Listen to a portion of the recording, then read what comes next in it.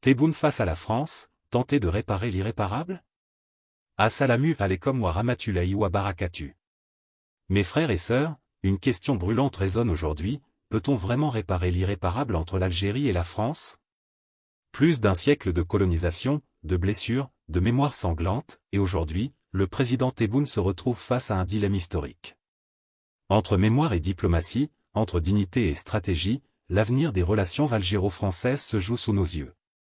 Cette vidéo ne sera pas un simple rappel historique, mais une plongée intense dans l'émotion, la géopolitique et la mémoire d'un peuple.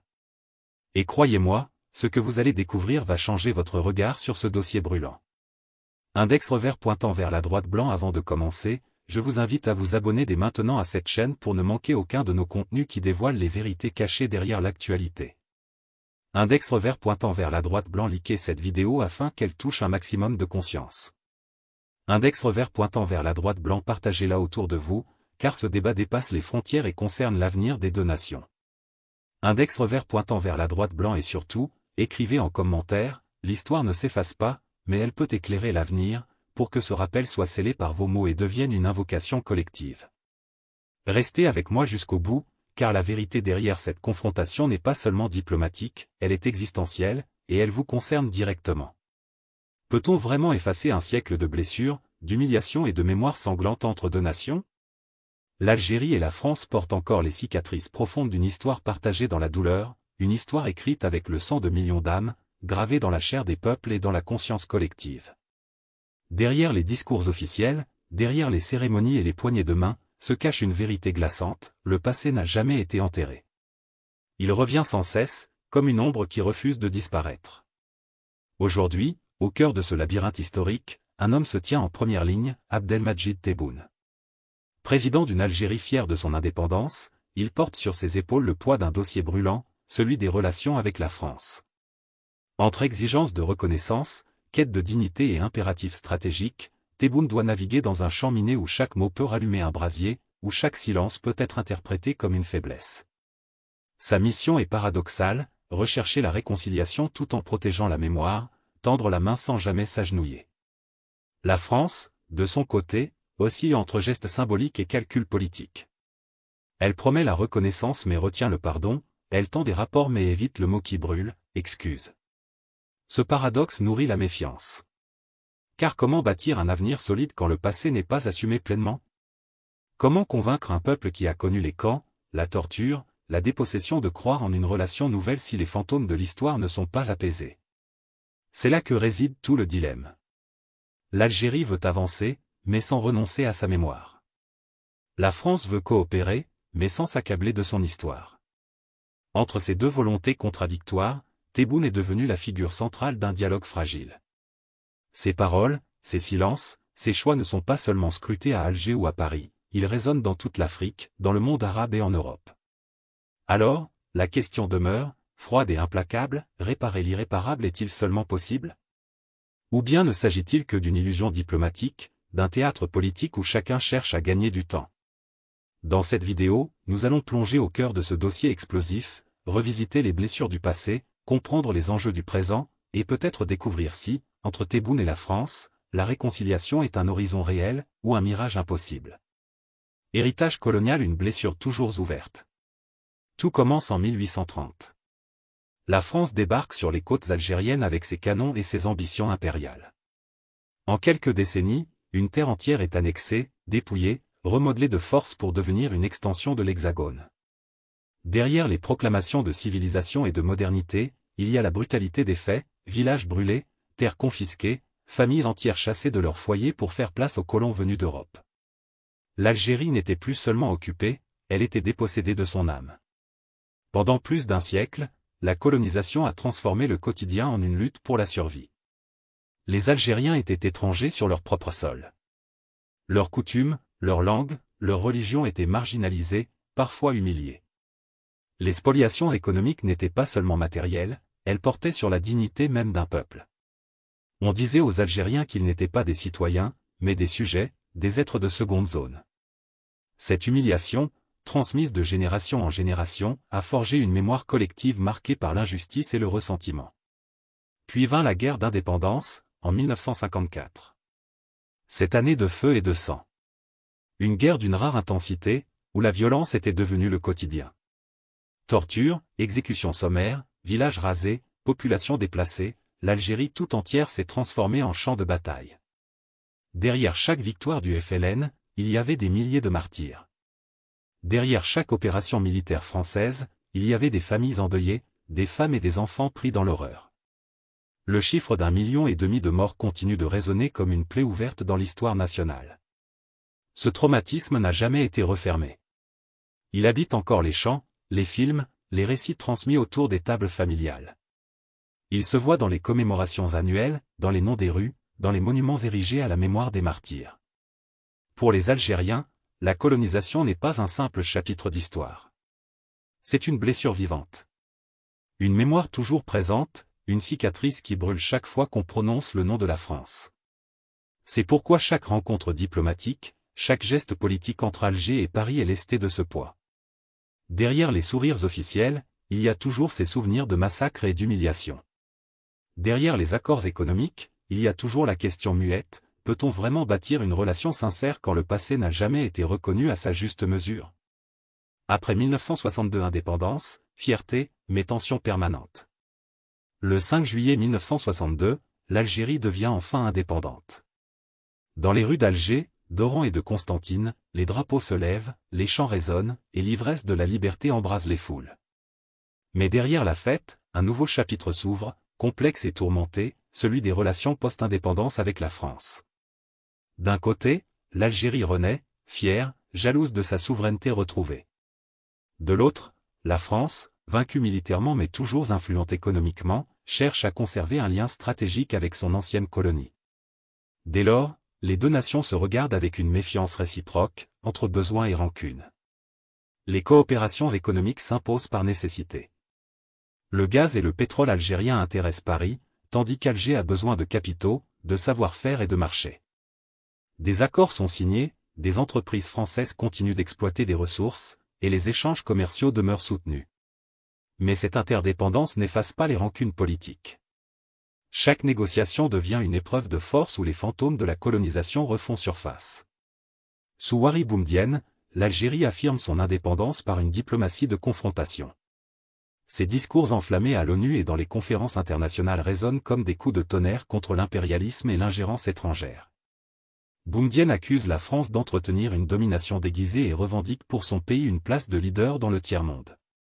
Ce ton ferme, parfois brutal, n'est pas seulement rhétorique, il traduit la volonté d'une Algérie qui refuse toute tutelle, même implicite. Et pourtant, derrière les déclarations de défi, la réalité demeure, la France reste un partenaire incontournable. Universités, industrie, infrastructures, beaucoup continuent de dépendre, directement ou indirectement, des liens tissés avec l'ancien colonisateur. Cette ambivalence nourrit une relation instable, faite d'avancées et de reculs, d'accords signés d'une main et contestés de l'autre. La confiance, elle, n'a jamais vraiment existé. Trop de blessures encore ouvertes, trop de mémoires encore en feu. Chaque geste français est perçu en Algérie à travers le prisme du passé, chaque demande algérienne est jugée à Paris comme un rappel encombrant de la colonisation. Ce manque de confiance structurelle a façonné une relation où la méfiance est la règle, et la coopération l'exception. Alors une question dramatique se pose, et elle hante toujours les relations entre Alger et Paris, la rupture est-elle inscrite dans l'ADN des relations franco-algériennes? Ou bien existe-t-il encore une possibilité de bâtir un pont durable au-dessus de cet abîme historique? Tebboune, un président entre mémoire et pragmatisme. Abdelmadjid Tebboune n'est pas un président apparu du néant. Né en 1945, dans une Algérie encore sous domination coloniale, il appartient à cette génération qui a vu l'occupation française de ses propres yeux et qui a grandi avec les récits de la guerre d'indépendance. Formé dans l'administration et passé par divers ministères, il a construit son parcours au cœur de l'appareil d'État algérien, jusqu'à accéder à la présidence en 2019, dans le sillage du mouvement du Irak qui avait balayé l'ère Bouteflika. Ce contexte d'arrivée au pouvoir est essentiel, Tebboune n'a pas seulement été élu président, il a dû incarner une promesse de rupture, de légitimité retrouvée, et d'écoute face à une jeunesse révoltée. En homme d'État, il a rapidement compris que la mémoire coloniale n'était pas un simple héritage, mais une arme politique. Chaque mot sur la France, chaque discours sur la colonisation, trouve un écho direct dans l'opinion publique. Il l'utilise donc avec habileté, rappeler les souffrances du passé pour renforcer la fierté nationale, tout en laissant parfois entr'ouverte la porte d'un dialogue avec Paris. Il avance sur un fil, oscillant entre fermeté et pragmatisme. Son dilemme est clair. D'un côté, il doit satisfaire une jeunesse marquée par le Irak, avide de dignité et de reconnaissance. Une jeunesse qui ne supporte plus les demi-mesures, qui exige des excuses complètes de la France et qui veut tourner la page de l'humiliation coloniale une fois pour toutes. De l'autre, il doit négocier avec Paris pour des raisons stratégiques évidentes, énergie, investissement, coopération sécuritaire. Tebboune sait que couper les ponts avec la France serait un pari risqué, mais céder sur la mémoire serait perçu comme une trahison. Cette position fragile fait de lui un symbole, celui d'une Algérie qui refuse l'oubli mais qui cherche aussi un avenir. Il incarne à la fois la continuité historique d'un peuple qui ne lâche pas sa mémoire et la volonté de trouver une place dans un monde multipolaire où les alliances sont nécessaires. Ses discours oscillent entre le rappel sévère des blessures et l'appel à une coopération équilibrée. La tension est permanente, peut-on tendre la main à celui qui a blessé tout en gardant la tête haute? Tebboune est l'incarnation de cette équation impossible. Pour certains, il est le garant de la dignité nationale. Pour d'autres, il est un funambule risquant la chute à chaque pas. Mais une chose est sûre, son nom restera associé à ce moment critique où l'Algérie, entre mémoire et pragmatisme, tente de redéfinir sa relation avec la France. La France de Macron excuse, calcule et contradiction. Emmanuel Macron est le premier président français né après la guerre d'Algérie. En théorie, il aurait pu incarner ce moment de bascule où les nouvelles générations, libérées du poids direct de l'histoire, ouvriraient la voie à une réconciliation sincère. Et, de fait, il a multiplié les gestes symboliques. Dès son voyage à Alger en 2017, alors candidat, il n'hésite pas à qualifier la colonisation de « crime contre l'humanité ». Plus tard, à l'Élysée, il commande un rapport sur la mémoire confié à l'historien Benjamin Stora, censé proposer des pistes de rapprochement entre les deux pays. Des cérémonies sont organisées, des paroles de reconnaissance prononcées, des archives partiellement ouvertes. Mais derrière ces gestes, un malaise persiste. Macron parle de réconciliation, mais sans franchir la ligne rouge du « pardon complet ». Les excuses officielles, attendues par une grande partie des Algériens, ne viennent jamais. Il choisit les mots avec précaution, comme s'il voulait à la fois reconnaître et éviter d'assumer totalement. À Alger, on perçoit ces nuances comme des ambiguïtés, voire des manœuvres. Car dans une mémoire blessée, tout demi-geste ressemble à une nouvelle blessure. Le contraste est saisissant, d'un côté, Macron affirme vouloir apaiser les mémoires, de l'autre, il prononce des phrases qui ravivent la tension. En 2021, il déclare que « la nation algérienne n'existait pas avant la colonisation », provoquant un tollé. Ces paroles, qu'il présentera ensuite comme mal comprises, ont suffi à rallumer la méfiance. Comment croire à une volonté sincère de réconciliation quand les discours oscillent entre ouverture et maladresse? La difficulté est profonde, réparer, sans demander pardon complet, c'est marcher sur un fil. En France, les excuses officielles susciteraient une vive polémique. La mémoire coloniale divise la société française, et chaque geste envers l'Algérie est scruté par l'opinion publique, instrumentalisé par la classe politique. Pour Macron, le dossier algérien n'est pas seulement diplomatique, il est électoral. Trop de reconnaissance pourrait aliéner une partie de l'électorat, trop peu de gestes pourraient fermer la porte d'Alger. C'est ce double calcul qui entretient les contradictions.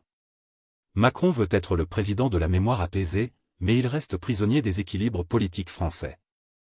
Ainsi, chaque tentative de rapprochement semble inachevée, chaque dialogue reste fragile. Aux yeux des Algériens, la France demande à tourner la page, mais refuse d'assumer toutes ses lignes. Aux yeux des Français, l'Algérie réclame toujours davantage, sans jamais accorder la réconciliation. Et entre ces deux perceptions, la vérité demeure insaisissable. Les enjeux stratégiques actuels. Si la mémoire empoisonne les relations franco-algériennes, la réalité géopolitique impose une évidence, Alger et Paris ne peuvent pas se tourner le dos. Les enjeux stratégiques sont trop lourds pour permettre une rupture définitive. Réparer l'irréparable n'est pas qu'une affaire de mémoire, c'est aussi et peut-être surtout une affaire de stratégie. D'abord, l'énergie. L'Algérie est l'un des principaux fournisseurs de gaz naturel pour l'Europe, et la crise ukrainienne a renforcé son rôle. Alors que l'Union européenne cherche à réduire sa dépendance vis-à-vis de Moscou, Alger est redevenu un partenaire convoité. Pour la France, sécuriser ses approvisionnements, diversifier ses sources et maintenir des relations stables avec Alger est un impératif énergétique. Mais de l'autre côté, l'Algérie, consciente de son importance, se montre exigeante. Elle ne veut pas être vue comme une simple réserve de gaz, mais comme un acteur stratégique respecté. Ensuite, la géopolitique. L'Algérie n'est pas un pays comme les autres dans la région. C'est une puissance militaire et diplomatique au Maghreb, un acteur clé dans l'Union africaine, et une voix influente dans les équilibres méditerranéens. Ses positions sur le Sahara occidental, sur la Palestine ou encore sur la non-ingérence font d'elle une puissance singulière, parfois en opposition frontale avec Paris. La France ne peut ignorer le poids d'Alger dans la stabilité régionale, surtout dans un contexte où la Chine, la Russie et la Turquie renforcent leur position en Afrique du Nord et au Sahel. La question migratoire ajoute une tension supplémentaire. Des milliers d'Algériens vivent en France, et les flux migratoires sont régulièrement au cœur de crispations politiques. À Paris, certains accusent Alger de ne pas coopérer sur les expulsions. À Alger, on dénonce une politique discriminatoire et stigmatisante. Ce bras de fer récurrent nourrit une méfiance qui dépasse le simple cadre diplomatique pour toucher les sociétés elles-mêmes. Enfin, la coopération militaire et sécuritaire. Dans la lutte contre le terrorisme au Sahel, l'Algérie est un pivot incontournable. Son expérience dans la lutte contre les groupes armés dans les années 1990, sa frontière immense avec le Mali et le Niger, et son armée puissante en font un acteur sans lequel aucune stratégie régionale ne peut réussir. La France le sait, et malgré les tensions, elle ne peut se passer de l'appui ou, au moins, de la neutralité d'Alger. Tout cela montre une réalité implacable, au-delà des blessures historiques, les deux pays sont liés par des intérêts communs et des défis partagés. La mémoire reste un champ de bataille, mais l'avenir impose la coopération. Entre rancune et nécessité, entre dignité et stratégie, Alger et Paris continuent leur danse hésitante, où chaque pas peut rapprocher, ou raviver la fracture. La dimension émotionnelle est symbolique. Au-delà des chiffres, des accords diplomatiques et des calculs stratégiques, il reste la chair vive de l'histoire, les mémoires individuelles. Dans les villages d'Algérie, certaines familles portent encore les récits transmis par les anciens. Un grand-père qui raconte la confiscation de ses terres, une grand-mère qui se souvient des rafles, des enfants qui ont grandi avec les photos jaunies des martyrs de la guerre d'indépendance. Ces souvenirs ne sont pas des archives, ils sont vivants. Ils se murmurent dans les foyers, ils s'enseignent dans les regards silencieux, ils se transmettent comme une dette de mémoire. Le poids des mots, pardon, reconnaissance, réparation, est immense. Pour beaucoup d'Algériens, tant que la France n'aura pas prononcé ce mot d'excuse, tant qu'elle n'aura pas assumé sans détour les crimes coloniaux, la plaie restera béante. La reconnaissance partielle, les gestes symboliques, les rapports d'historiens sont perçus comme des pansements posés sur une blessure qui continue de saigner. Dans cette attente, chaque discours français devient une épreuve, chaque visite officielle un test. Mais il existe aussi un contraste générationnel. Les anciens, marqués dans leur chair et leur mémoire, vivent avec l'exigence de justice et de réparation. Les jeunes, eux, regardent davantage vers l'avenir. Ils veulent de la dignité, mais aussi des opportunités, des partenariats équitables, des perspectives de travail et d'ouverture. Pour eux, la mémoire est importante, mais elle ne doit pas enfermer l'Algérie dans un face-à-face éternel avec son passé. Ils réclament que la France reconnaisse, mais surtout que leur propre pays avance, construit et innove. C'est là que réside toute la complexité du dossier. Comment apaiser la douleur des anciens sans bloquer les aspirations des jeunes? Comment tourner la page sans la lire entièrement? La mémoire coloniale est comme une ombre portée sur chaque tentative de rapprochement. On peut signer des contrats énergétiques, coopérer militairement, échanger culturellement, mais au fond, une question subsiste, lancinante, une nation peut-elle réellement avancer vers l'avenir si elle n'a pas affronté son passé en face? Cette tension émotionnelle et symbolique est peut-être le cœur du problème. Car derrière les chiffres du gaz et les discours officiels, il y a toujours une histoire de dignité, de souffrance et de vérité. Et c'est elle, plus que tout, qui continue de définir la relation entre l'Algérie et la France. Alors, après ce long voyage à travers l'histoire, la mémoire et la géopolitique, une vérité s'impose, peut-être que réparer l'irréparable n'est pas effacer le passé, mais apprendre à vivre avec lui. L'Algérie et la France portent des cicatrices trop profondes pour disparaître. Mais comme toute cicatrice, elles peuvent cesser de saigner, devenir des marques silencieuses d'un passé douloureux, mais assumé. La véritable réconciliation ne consisterait donc pas à oublier, ni à minimiser, mais à transformer la mémoire en pont plutôt qu'en mur. Abdelmadjid Tebboune, au cœur de ce dossier brûlant, incarne cette tension. D'un côté, il rappelle inlassablement la dignité, la souveraineté et la mémoire de son peuple. De l'autre, il doit composer avec les nécessités stratégiques, énergétiques et diplomatiques qui lient encore l'Algérie à la France. Emmanuel Macron, lui, oscille entre reconnaissance et calculs électoraux, gestes symboliques et ambiguïté. Chacun joue sa partition, mais l'orchestre sonne encore faux.